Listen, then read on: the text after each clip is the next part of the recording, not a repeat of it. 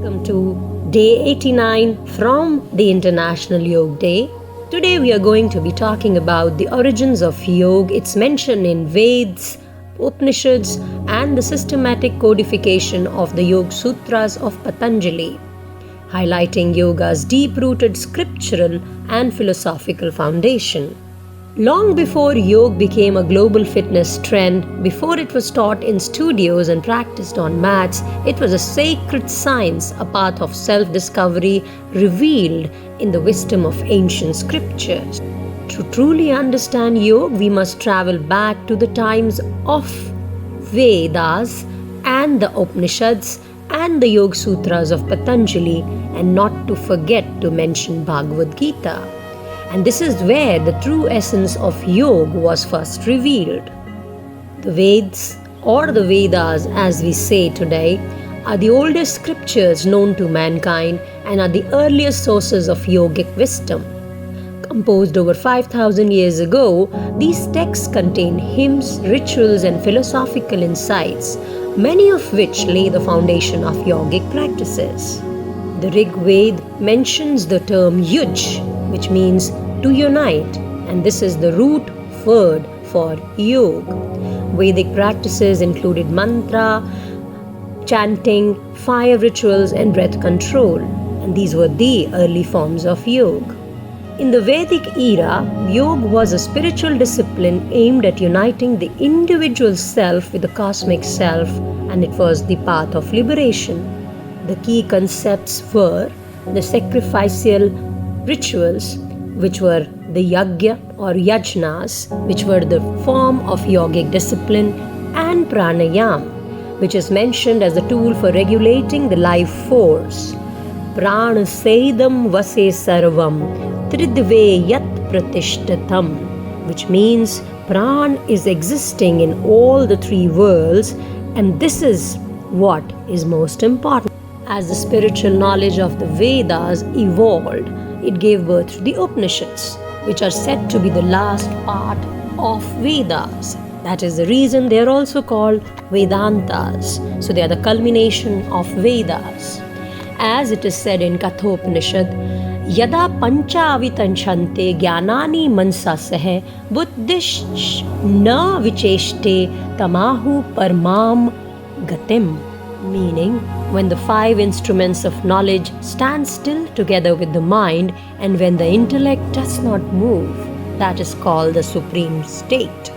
The Upanishads define yoga as a means of transcendenting the mind and senses, revealing the path of self-realization. The Atman, self, and the Brahman, the universal consciousness, they are the ultimate union. And the meditation and self-inquiry are the yogic practices through this union happens. Even Mandukya Upanishad and Svetasvatar Upanishad did describe yoga as a path to merge the divine consciousness, guiding the seeker towards inner freedom. Let's look at some definitions as given by some sages. On his commentary on Patanjali Yoga Sutras, Maharishi Vyas said, Yuj samadho, yuj sanyamane. Yuj is yoga and yujir yoge. What do these mean? Samadhi means complete absorption.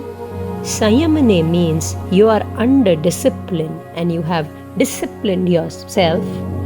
And yujir yoge means there is an ultimate connection. It means the union of the individual self and the supreme self, and this union represents spiritual integration and oneness with the higher consciousness. It was the great sage Patanjali who systemized the diverse yogic techniques into a clear and structural form, the Yoga Sutras, which are the timeless sutras and a text that serves as the definitive manual for spiritual evolution, and mind you, it is pretty scientific. Maharishi Patanjali starts by saying Yogaschitta Vritti Nirodha, which means that yoga is the one which helps in stopping and controlling all the fluctuations of the mind. This is a 195 sutras put together, talking about various aspects and giving the path to the mental balance which is really disturbing people today, and to realize the self.